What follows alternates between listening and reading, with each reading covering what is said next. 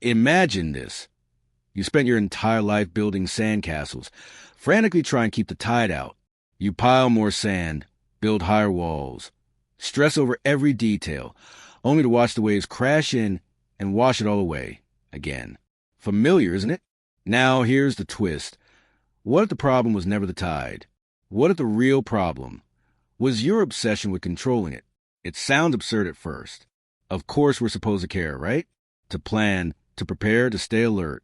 That's what responsible adults do. That's how we survive. But let's go deeper. What if the very act of worrying, this compulsive clinging to control, is the thing blocking everything good from flowing into your life? What if by letting go, things don't fall apart, but fall into place? This isn't just wishful thinking. It's the quiet, radical wisdom of Michel de Montaigne, a 16th century French philosopher who lived through war, political collapse, and plague. And yet, he's not remembered for his panic, but his peace. In his essays, he wrote with astonishing honesty about fear, failure, and the inner torment of the human mind. And one of his greatest insights, that most of what we fear never actually happens. My life has been filled with terrible misfortunes, Montaigne observed, most of which never happened. Let that sink in. How many sleepless nights have you sacrificed to scenarios that never came true? How many joyful moments were drowned in imaginary storms? The human mind, clever as it is a master illusionist. It paints futures that don't exist, mistakes tension for truth, and calls it wisdom. But it's not wisdom. It's just noise. Worry is a habit, a deeply ingrained reflex. And for many of us, it has become an identity. You may think, if I don't worry, who will? Or worse, if I stop worrying, everything will fall apart. But here's the uncomfortable truth. Your worrying is not protecting you. It's not saving anyone. It's draining your life force. It's like trying to steer a car by gripping the rearview mirror, futile and exhausting. And maybe, just maybe, it's time to let go. Carl Jung, the father of analytical psychology, wrote, "What you resist not only persists, but will grow in size." And worry is resistance in its most seductive form. It masquerades as preparation, but it's really a way of trying to bargain with chaos.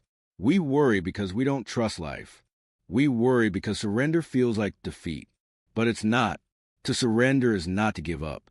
It's to give in to the moment, to the unknown, to the truth that not everything is within our control. And paradoxically, that's where the real power lies. When you stop worrying, something strange happens. You don't become careless. You become clear. You begin to see what actually matters. You stop wasting energy on hypotheticals and start pouring it into what's right in front of you. You become present, attuned, aligned, and that's when things start to go well.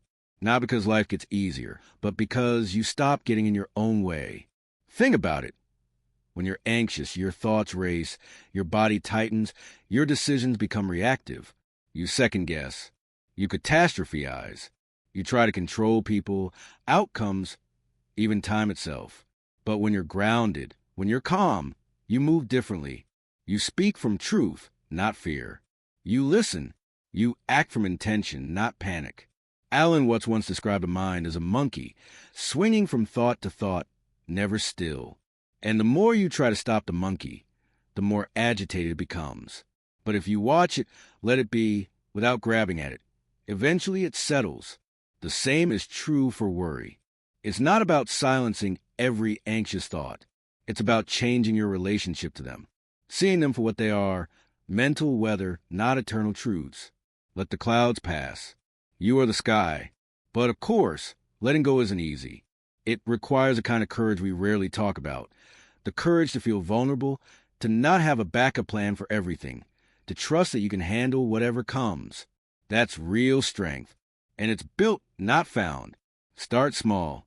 When you catch yourself spiraling into worst-case scenarios, pause. Breathe. Ask yourself, is this useful? Is this true? When your mind screams for control, practice stillness instead. Go for a walk. Write it out. Talk to someone grounded. Let your nervous system relearn what safety feels like. And when the voice of fear says, "But what if everything falls apart?" Answer with this. And what if everything finally comes together? Here's the secret. The things you were trying so hard to force often begin to flow when you stop clutching so tightly. That relationship you kept trying to fix, it either heals or releases you. That goal you kept chasing with desperation, it starts to unfold when your energy becomes calm and aligned. People feel it. Life responds. Because people, like rivers, resist force, but respond to presence. Peace is not a reward for solving every problem. Peace is what allows you to stop needing to solve them all. You don't need to fix your entire life before you exhale. You just need to trust that the exhale won't ruin everything. That's what Montaigne understood. He didn't deny the chaos of life. He just refused to let it live rent-free in his mind. And you can do the same. So if you're reading this and your chest is tight, your mind is racing, your future feels like a cliff, you are not alone. But you are not powerless either. You have a choice. Right now, not tomorrow, not when things are more stable.